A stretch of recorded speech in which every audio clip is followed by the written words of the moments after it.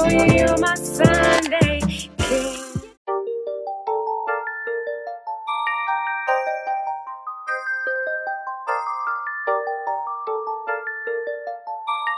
Okay guys, welcome. So to begin, I'm just going to pin my hair back. I mean, it's behind my ears, but I want to pin it back for extra security. So to begin, what I usually do to get my face so smooth and flawless, as everyone would say, and I'm not going to argue with you, my little secret that's not really a secret is that I actually shave my face. I don't have that much hair in my face, but there is some, and it does make a difference. There's a actual term for this, and it's called dermaplaning, but I do it myself. It takes me about 10 minutes. It's not that hard. You just gotta be very careful and very steady. I've been doing this for the past year now, and I've seen a huge difference in my foundation. People honestly just tell me that it looks like skin, and that's the biggest compliment I could ever get from somebody that I don't know. I've actually seen a couple of people in the beauty community actually do this a lot, so it's not like a foreign thing to be doing. Oh, by the way, this is the razors that I use, but it came with 3. I lost the other one. I have the other one right here, but it came with 3. I have 2. I lost 1, but I got this from TJ Maxx for $4, $3.99 right there. Boom, $3.99. And I got this about 2 years ago, and they still last me. I just make sure that I clean them after every use. So I do.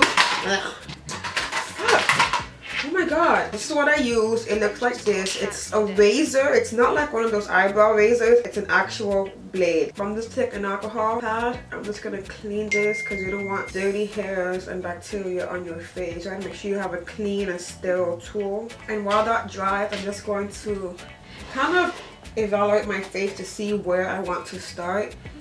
So this is the closest I could get my camera to come without it being all over my business. But yeah, I have the blade right here, and I have my mirror, of course. I like to just turn it to the magnified side so I can really see what the hell I'm doing. My hairs grow going down this way, so I'm just going to pull on my skin a little bit because it makes it a little bit easier to get the hair. It's kind of like tweezing. You pour down on your skin a little bit and you just swipe. Just go.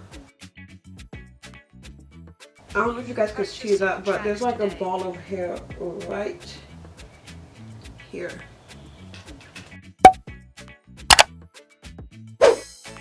All that peach fuzz.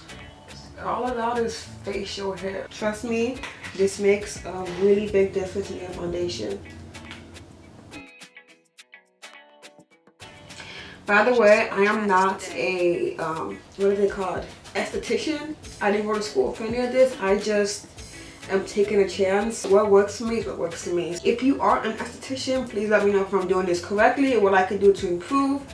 Yeah, but I'm not telling you guys what to do. I'm just showing you guys what I do. This is what works for me. I only want positive and helpful advice because I'm going to keep doing this whether or not you guys told me it's wrong. It works for me.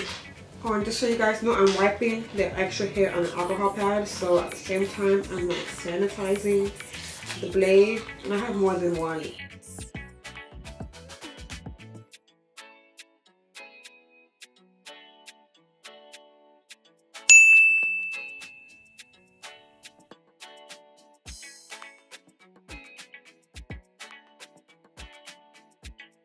Yeah, I can see that. Look at this. Purchase your tracks today. No, that's disgusting. This is also dead skin.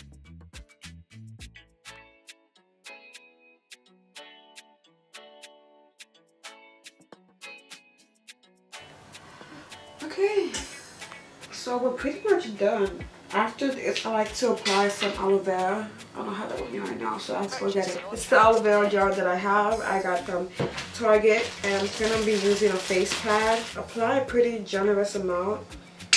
Oh, yeah, that thing squirted. And just apply that going down. Look at all the extra hair that was on my face. You can't see it, but there's a lot of extra hair that you just want to wipe off your face because you don't want to leave it on your face because the point is to get it off your face. It's a nice, clean canvas. Purchase your tracks today.